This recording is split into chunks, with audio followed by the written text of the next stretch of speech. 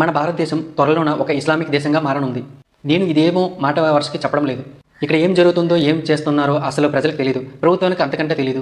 1997లో కాశ్మీర్లో ముస్లిం మహిళలు ఒక నినాదం ఇచ్చారు. పాకిస్తాన్ జాయింగా బచ్చేలేగా ఆయంగే. మేము పాకిస్తాన్ వెళ్ళి జిహాదుల ద్వారా గర్భం దాల్చాలని కోరుకుంటున్నామనేసి. ఇదేదో ఆసామాస విషయం కాదు. ఇటీవల సింధు యుద్ధం తర్వాత పాకిస్తాన్ పౌరులందరూ దేశం విడిచి వెళ్ళాలని మన గవర్నమెంట్ చెప్పినప్పుడు ఎన్నో దశాబ్దాలుగా మన మధ్యన, మన సిటీలో, మన ఇళ్ల మధ్యన ఉంటూ పాకిస్తాన్ పౌరులు ఉంటూ తిష్ట వేసి కూర్చోవడం చూసి మనం అందరం నివ్వరపోయేస్తూ ఉంటున్నాం. పాకిస్తాన్ పౌరులు అక్రమంగా వచ్చారని అనడం లేదు. కొంతమంది వీసాతోటే వచ్చారు, కానీ వీసా కూడా ముగిసినా సరే కానీ వాళ్ళ దేశంకి రిటర్న్ వెళ్ళడం లేదు. కానీ వాళ్ళు ఓటర్ ఐడి కార్డు దగ్గర నుండి ఆధార్ కార్డు వరకు అన్నీ సంపాదించుకున్నారు. ఇంతకుముందు భారత ప్రభుత్వాలు ఏమాత్రం పట్టించుకోలేదు. ఎందుకంటే మన దేశం అల్ల దేశంగా నడుస్తుంది కాబట్టి. ముస్లిమ్స్ ఓటు బ్యాంక్ కోసం మన దేశ రక్షణగా అడ్డుపెట్టారు. ఏ దేశంలో అయినా ఒక విదేశీయుడు వచ్చాడంటే ఆ వీసా పైన నిఘా ఉంటుంది. వీసా గడువు ముగిసిన వెంటనే ఇమిగ్రేషన్ వివాదం పోలీసులకు తెలియజేస్తుంది.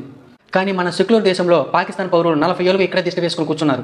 ఎవరికి ఏ సమాచారం లేదు, కానీ ఎవరు పట్టించుకున్న నాదుడు కూడా లేడు. అలెగ్జాండర్ కూడా ఇలాగే చేశాడు.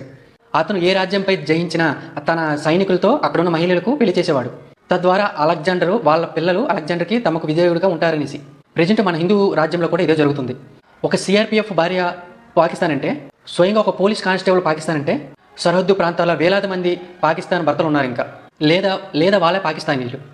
సిఏఏ ఎన్ఆర్సీ ప్రస్తావన వచ్చేటప్పుడు అందరూ మేము ఇండియన్స్ అనే ప్రస్తావన చెప్పుకుంటారు. దానిలో ఆశ్చర్యమే లేదు. అరే, పాకిస్తాన్, బంగ్లాదేశ్ ప్రాంతాల నుండి మన ఇండియాకి వచ్చిన వాళ్ళు మన భారతదేశంలో తిష్ట వేసుకొని కూర్చుంటే మనం చెల్లించే డబ్బుతో తిష్ట వేసుకొని రేషన్ బియ్యం హాయిగా తింటున్నారు.